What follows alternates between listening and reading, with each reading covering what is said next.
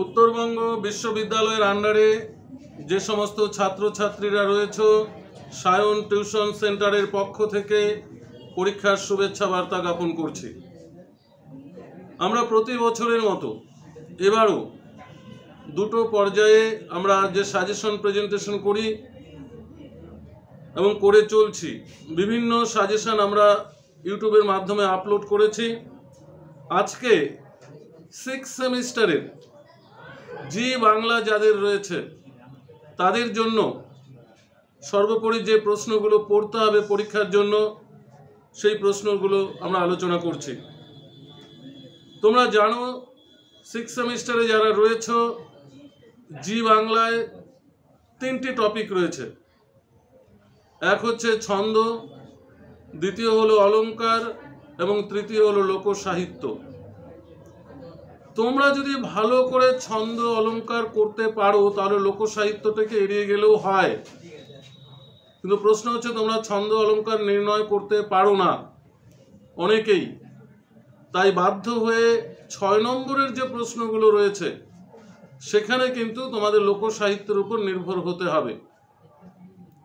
কিন্তু 12 নম্বরের জন্য লোকসাহিত্য তোমাদের না দেখলেও চলবে, কারণ ছন্দ থেকে একটা প্রশ্ন এবং অলংকার থেকে একটা প্রশ্ন তোমরা কিন্তু লিখতে পারবে, যেটা নোটসের আকারে হয়।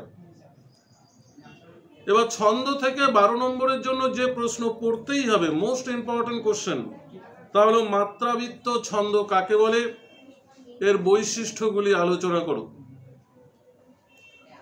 কিন্তু প্রশ্ন হচ্ছে এখানে অনেকের কমন পড়ার পরেও তোমরা লিখতে পারো না। তার প্রধান কারণ হলো, আমি বললাম মাত্রাবৃত্ত ছন্দ কাকে বলে, পরীক্ষায় ধরো দিয়েছে দলবৃত্ত ছন্দ কাকে বলে বা সরল কলামাত্রিক ছন্দ কাকে বলে, তখন পরীক্ষায় না লিখে সেন্টারে এসে অভিযোগ করো, স্যার আপনাদের সাজেশন কমন পড়েনি। তোমাদের এতটুকু জানা উচিত যে দলবৃত্ত ছন্দেরই আরো দুটো নাম রয়েছে, কলাবৃত্ত ছন্দ, সরল কলামাত্রিক ছন্দ, আরো একাধিক নাম রয়েছে। তাহলে তোমাদের পরিভাষাগুলো জানতে হবে, এর প্রতি শব্দগুলো জানতে হবে,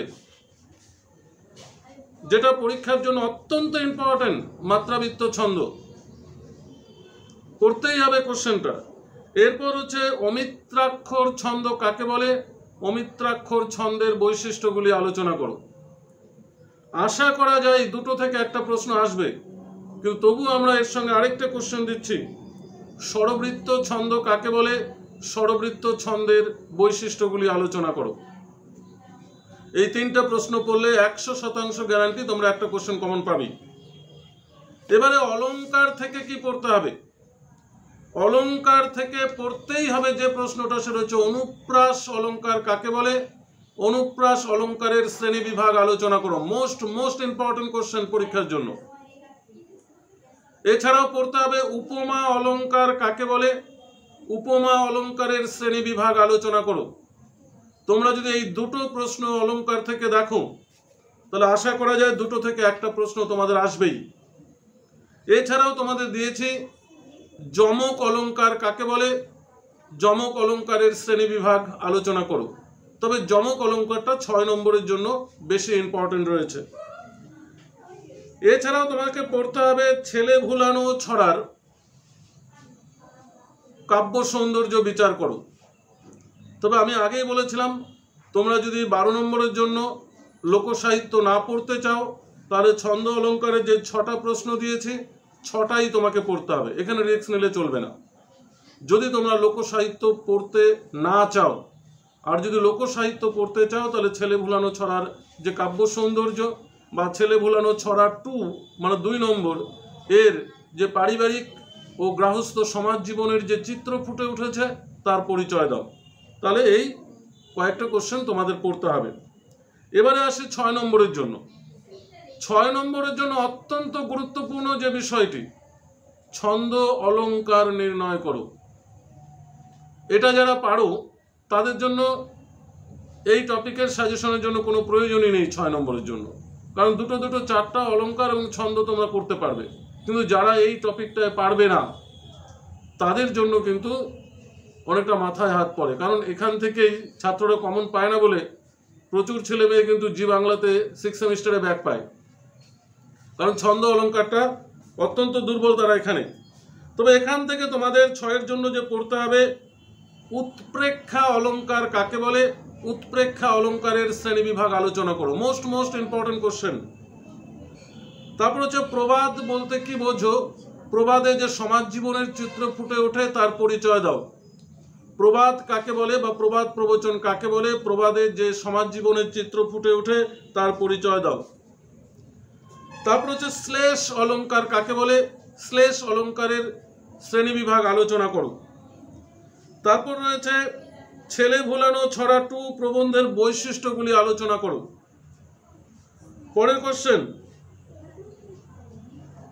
উপমা এবং রূপক অলঙ্কারের পার্থক্য আলোচনা করো। উপমা এবং রূপক অলঙ্কারের পার্থক্য আলোচনা করো।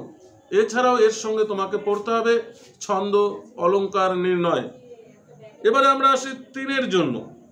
3-এর জন্য আমরা কি প্রশ্ন করব? সাধারণত 3-এর জন্য সাজেশন ওভাবে দেওয়া যায় না, তবু বলছি 3-এর জন্য যে প্রশ্নগুলো পড়তে হবে তোমাদের, ছন্দ নির্ণয়ের ক্ষেত্রে যে উপাদানগুলি অত্যন্ত গুরুত্বপূর্ণ ভূমিকা পালন করে। ছন্দ নির্ণয়ের উপাদান বলতে দল, লয়, মাত্রা, পর্ব, জ্যোতি, অক্ষর, এই যে কটা বললাম এর সংজ্ঞাগুলো তোমাকে পড়তে হবে। আবার বলছি, দল, লয়, মাত্রা, পর্ব, জ্যোতি, অক্ষর। যদি আমরা এই টপিকগুলো ভালো করে পড়ি, মাত্র 2 নম্বরের হিসেবে বা 3 নম্বরের হিসেবে সংজ্ঞাটা পড়ো আর একটা করে উদাহরণ দাও, তাহলে কিন্তু দেখবে এখান থেকে একটা কোশ্চেন কমন পেয়ে যাবে। এবারে অলঙ্কার থেকে কি কি ছোট প্রশ্ন পড়বে।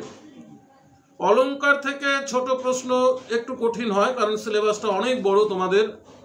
এর মধ্যে ব্যজস্তুতি অলঙ্কার খুব ইম্পর্টেন্ট, অপোন্নতি অলঙ্কার খুব ইম্পর্টেন্ট, ব্যতিরেক অলঙ্কার অত্যন্ত গুরুত্বপূর্ণ। এছাড়াও অনুপ্রাস অলঙ্কারের যে 5টা ভাগ রয়েছে, ছেকানুপ্রাস, লাটানুপ্রাস, এই দুটো টপিক তোমাকে ভালো করে দেখতে হবে।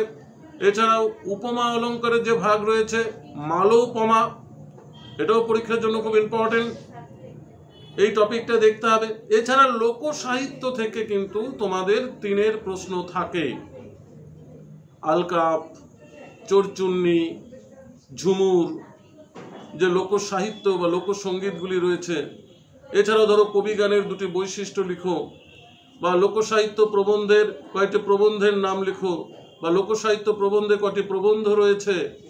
এই টপিকগুলো তোমাকে ভালো করে দেখতে হবে, তাহলে দেখবে 3-এর প্রশ্ন কিন্তু তোমরা এখান থেকে কমন পেয়ে যাবে। তাহলে এই ছিল আজকের জি বাংলা 6 সেমিস্টারের পুরো সাজেশন। যা বলেছি তোমাদের প্রত্যেকটা প্রশ্ন যদি দেখে যেতে পারো, এখান থেকে 100% তোমরা কিন্তু কমন পাবে। ভিডিওটি যদি ভালো লাগে অবশ্যই লাইক ও শেয়ার করবে, বন্ধুদের মধ্যে ছড়িয়ে দেবে। ধন্যবাদ।